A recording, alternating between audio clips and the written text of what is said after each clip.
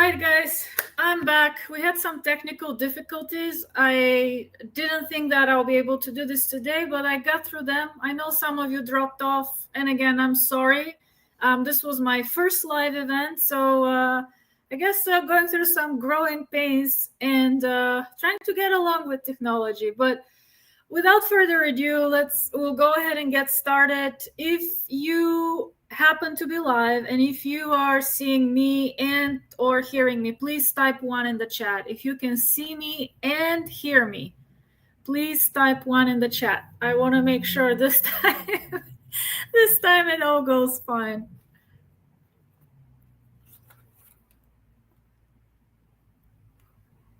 Please type 1 in the chat if you can see me or hear me.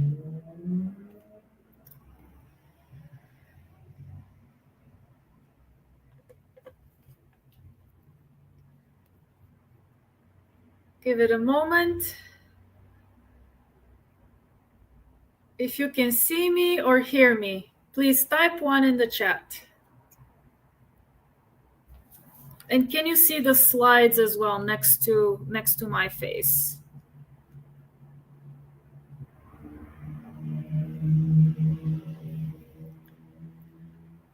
All right, perfect. Well, we'll go ahead and get started. Again, thank you all for being here today. My name is Vessi Kapulian. I'm a former commercial lender turned real estate investor.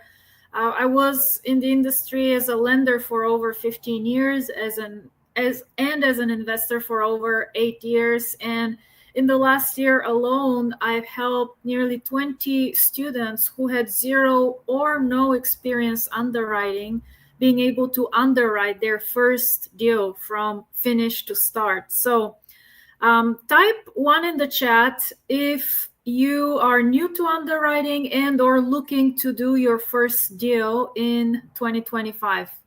Type 1 in the chat if you're new to underwriting and looking to do your first deal. All right. Perfect. Well, without further ado, we're going to go ahead and get started. What we'll cover today is first who this is for.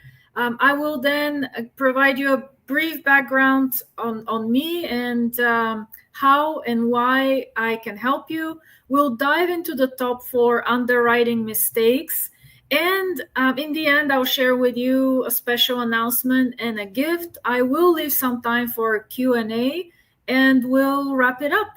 So without further ado, we'll get started. But first, let's talk about you. So attending this masterclass is the perfect next step in your business if you're new to deal analysis and multifamily.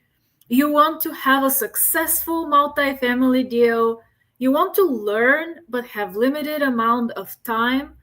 And above all else, you do not want to get scammed or lose money.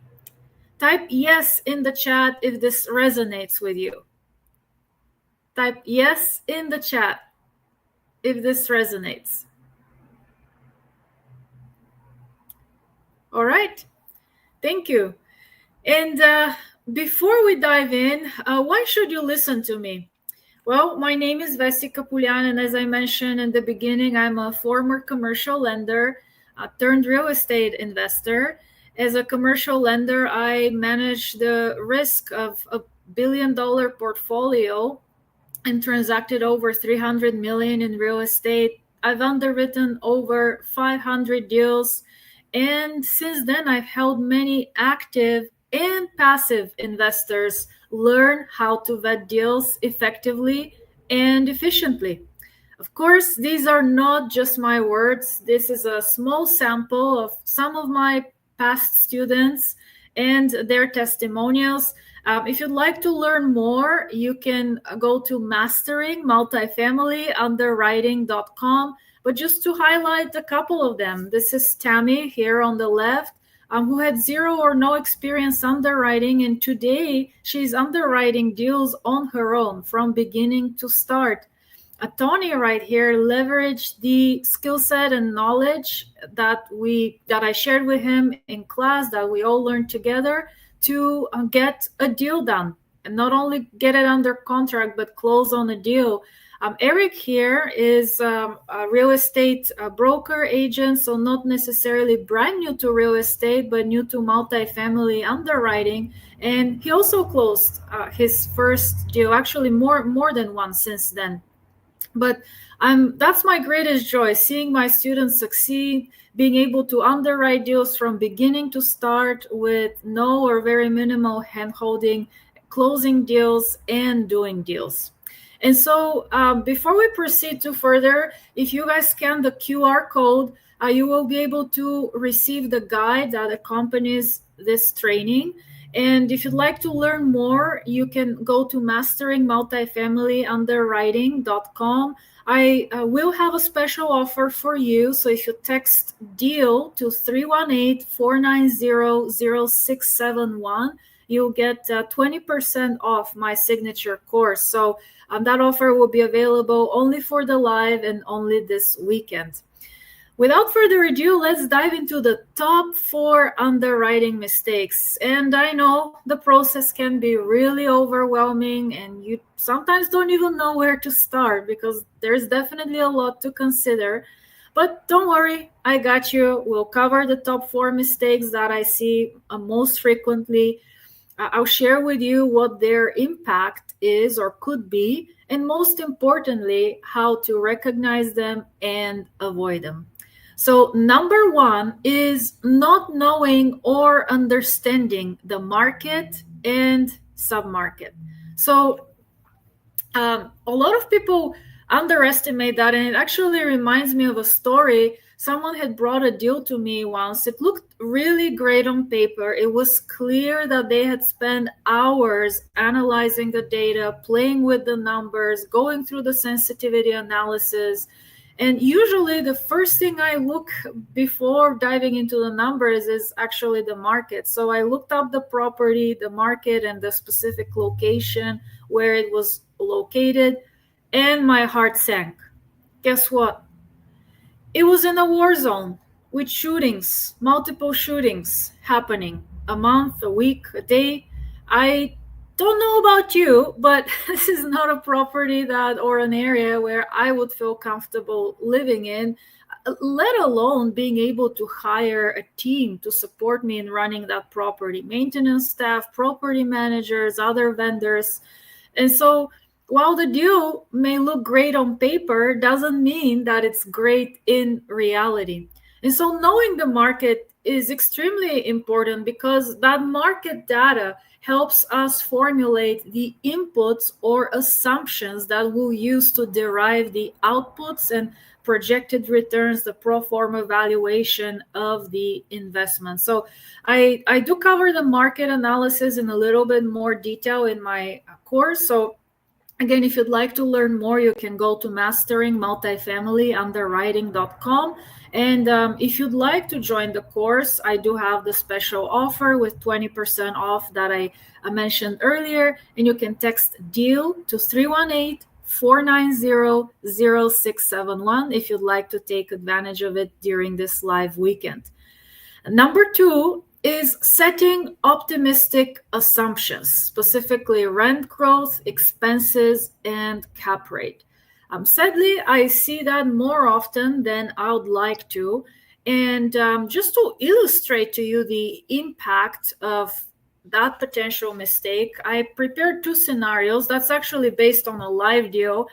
One is a conservative scenario that assumes 0 rent growth in year 1, which is not uncommon in the current environment, and 3% thereafter, versus an aggressive rent growth scenario with 10% growth in year 1 and then 3% in year thereafter. And I wouldn't call that ultra aggressive. I've actually seen worse, and I do have a story to share with you in a moment. But rent and the next metric that we'll go into have the most potent impact on the investment pro forma valuation, pro forma cash flow, and your overall returns.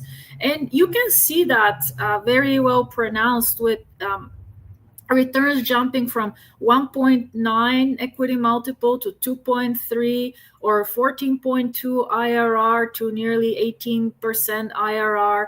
Cash on cash return jumping from 10 to 13%. So that's a pretty big difference. And it reminds me of a story actually on a deal that I was looking at. That was about 2 years ago in a market in Florida. Interestingly enough, I actually got this deal from a broker, and then another investor approached me to invite me to join that deal. And the offering memorandum had pro forma rents there at 1,700. Now, going back to point number one, knowing the market that's why it's extremely important. So when I looked up the market comps, the market data, historical trends, and that number just didn't align. The rents I was seeing were 14 to 1,500. Now I do have a local property manager that I work with and ask them for feedback, and they pretty much affirmed my observations and further added that that particular area, which the broker presented as up and coming, has been up and coming for 10 plus years. So, and last but not least, when I dove into the rent roll, a lot of these units that were presented with, again, potential rent of 1,700 if renovated, guess what? Those were sitting vacant. The non-vacant units were the ones renting at 14, 1,500. So needless to say, I passed on the deal. The investor who approached me to join the deal actually decided to move forward. And last time I looked it up, they were still struggling to get rents to that price point. So extremely important to do that vetting up front. Now, the next metric is cap rates. Along with rents, it has the most potent impact on valuations. And you can think of it as having a multiple effect, and for those of you in business, EBITDA multiple effect on the valuation. And you can see the vast difference here. To the left, we have a conservative scenario that assumes that cap rate will expand over time, meaning assuming the market will get worse before it gets better. And then to the right, you have an aggressive scenario where we see the market getting better and better and better over time, meaning assuming cap rate compression. And there is a pretty stark difference both in the IRR and the equity multiple. Now, if some of the terminology I'm sharing with you is foreign, don't worry. I cover that in a lot of detail in my course. I also have a ton of complementary content on the topic. So you can check out Mastering Multifamily, underwriting.com for more details. And again, if you're ready to dive in, text deal at 318 490-0671, and I will share the special promo code with you for 20% off that will be valid this weekend. Now, step number 3, or mistake number 3, is not setting aside adequate reserves. I won't say much more here, but apart from one word, or two words rather, that any investor, active or passive, is dreading: capital calls. If you don't set aside adequate reserves for your rainy day fund, and that rainy day fund really accounts for situations that you possibly couldn't predict. It's not a matter of if, but when those things will happen. Usually we hold these deals for 3, 5, 7 years, so a long period of time, and it's absolutely impossible to predict anything and everything that will go wrong. So that's where the rainy day reserve comes in. And if you don't set aside enough reserves, well, you better make sure that the operator has very deep pockets to step in if or when additional capital is needed, or at least be aware that the risk of, or the probability of, you getting a capital call, meaning that the need to infuse additional capital, is much higher. And so, again, to illustrate the point, to the left, I have a more conservative scenario where the deal had 6 months of operating expenses and debt service. To the right, I have a slightly more aggressive scenario where the operator only carved out 3 months of operating expenses for that rainy day fund. The difference here in returns is not as stark as the rent or cap rate assumption mistakes that I shared with you a moment ago, but it's enough to potentially flip a deal from a yay to an A, or vice versa, an A to a yay, if you're trying to get it done, with IRR jumping from 14 to 15%, and equity multiple is relatively comparable, 1.9 to 2 times. So again, not a big difference, but enough. And I would argue in that scenario, that slightly higher return that you're seeing is not enough to compensate me as an investor for the additional risk that I'll be taking with a higher probability of a capital call. Number 4 is not aligning the financing with the business plan and not managing the interest rate risk. To the left, I have a scenario where we have a moderately leveraged deal at 70% loan to value with 5.5 fixed rate debt. To the right, we have a higher leverage deal with 80% loan to value and 4% floating rate debt. So you can again see the difference is pretty meaningful, going from 14 to 16% IRR, 10 to 12% cash on cash return, and 1.9 to 2.1 times equity multiple. And again, I would argue the returns that I see here are not enough to compensate me for the additional risk that I'm taking. And to further showcase that, for those of you who were around during the 08-09 crisis, you probably remember that at the time, the single family or the residential market is what really started the domino effect, where a lot of people were getting into high leverage floating rate debt that eventually reset. And so very similar situation is and has been happening in multifamily over the past couple of years, where a lot of people let the debt tail wag the dog, got into deals, high leverage, low floating rate debt deals back in 21, early 2022, just to make the returns look great. And guess what? When the Fed started raising rates in March of 2022, and they didn't just raise the rates once or twice, they raised the rates, I think it was 18 times in 12 months, or 12 times in 18 months, pretty much very frequently, very rapidly. And a lot of property owners found themselves in situations where debt service nearly doubled from what they had originally underwritten the deal to. And in other situations, they were asked by the lender to get some form of hedging instrument in place. And again, in my course, we cover a lot about that. And so they were asked to start accruing or reserving money, escrowing money for interest rate caps, which, guess what? During that period of volatility, spiked in value. It wasn't just the volatility, but the expectation that the rates will keep going higher, which they did. And so a cap that would have cost a couple or $100 at most now cost millions. And so again, not a great situation to be in, and something that can turn a deal quickly from a hero to zero. And as an added bonus, if you combine all four, and believe it or not, I hate to say it, but I see it on deals even to this day. If you combine all four, you will find yourself in for a wild ride. You can see the stark difference in returns in the more conservative scenarios with measured rent growth, cap rate expansion, adequate reserves, fixed rate, low to moderate leverage debt, versus the exact opposite. And now you're looking at a deal with 24% IRR, 4% equity multiple. Again, looks great on paper, but it also carries much higher risk that I don't believe adequately compensates you for taking on that risk. So this is all I had to share with you today. And this class has been a high-level overview of the mistakes that I most commonly see in underwriting and when deals are presented to me. But the reality is that there is only so much I can squeeze into a short live event. If you want to learn more, you can DM me, learn on LinkedIn, YouTube, or you can go to masteringmultifamilyunderwriting.com.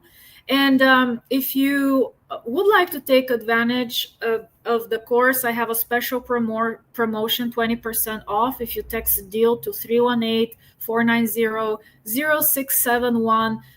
That's a discounted rate for the course that also, at least for a limited time, comes with access to my private community. So you'll get additional access to me, content, monthly bonus calls that I have with my team members. And that's a wrap. It will be my pleasure to work with you and help with you master the art and science of underwriting. And again, if you want to learn more, go to masteringmultifamilyunderwriting.com. And we'll be doing more live events. So follow me on LinkedIn or subscribe to my YouTube channel to get notified of those future events.